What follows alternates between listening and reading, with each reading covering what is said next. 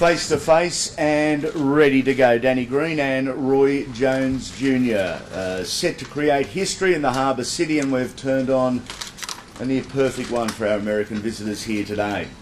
The fight, December 2 at the Acer Arena. Today marks the official ticket release. A pretty simple message: don't delay. We want you ringside as both men look to create their slice of history.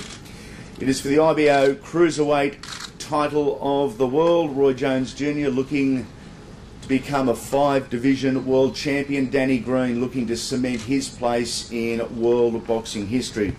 I'd like to introduce from the far end, McGee Wright, Roy's manager, Roy Jones Jr., John Wirt, the CEO of Square Ring Promotions, working alongside of John, also Justin Manolikis, Green's manager, mentor and boss, I think we can say nicely.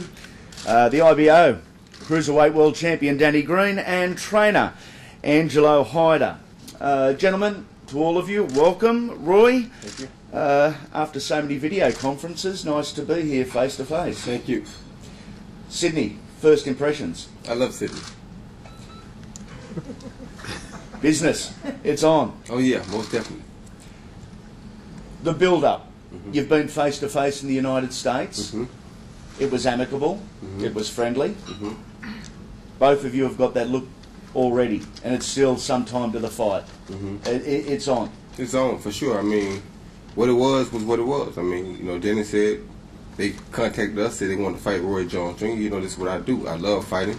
To me, it's just a blessing in disguise because I never thought when I was here shooting the Matrix that I'd be back to fight. You know, I guess somebody rose to power and said they wanted to see me, so I got to bring the thunder down under. McGee, to you, a lot of contract negotiations in a very short time for you and a very busy schedule. Is there a chance that you're perhaps overlooking the genuine threat that Danny Green is? Oh, any fighter's a threat, and you know, Danny brings what he brings, but I mean, I believe in Roy Jones Jr. Roy's ability. I don't think Danny will see the 12th round. You know, to me, it's going to be a, you know, short night, so I'm looking forward to it. John, from a business perspective, how is this fight going to be seen in the United States? How big is it going to be, and how big a call or risk is it to come down under? Well, initially we've done the deal with Bernard Hopkins recently, and Roy has to get past Danny Green, which we believe he's going to do. He's going to do that. But so now that fight, having had the Hopkins fight, that makes this fight even more important in the United States.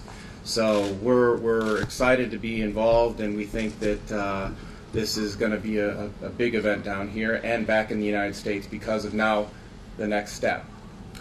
Justin, a fierce bidding war between cities. Why Sydney? Oh, look, Sydney's the hub of Australia, isn't it? Doesn't get any bigger or more beautiful than this. So, just the right place to do it, and thanks to Events New South Wales for helping out and bringing the fight here. It'll be huge. We'll skip to the end of the table, and for a reason. Angelo Hyder, Danny's preparation started and into it already. Yeah, we're in it. We were into it before we had the last fight. Has anything changed?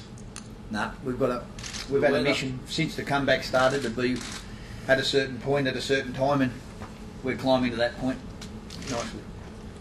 Danny, confidence never an issue with you. Neither is the excitement of a fight. You genuinely enjoy what you do. Is that buzz well and truly in the stomach? You know what? It's got a butterfly just being here. You know, the occasion's going to be massive, but I'm just going to stay relaxed. H and I are just going to keep laughing and doing what we do. It's because it's a winning formula, and so far it's working to a treat. Justin has done a great job in organising this fight. It's been very tough, and I agree with McGee. I won't see the 12th round, and I'll be back probably before, maybe 1 or 2 rounds before the fight's over, celebrating with my family and friends, because I've got a very good feeling about this fight. Maybe retirement. Might celebrate retirement. Pipe down, go Jack. I'll put a ping pong ball in your mouth and you clown. Danny,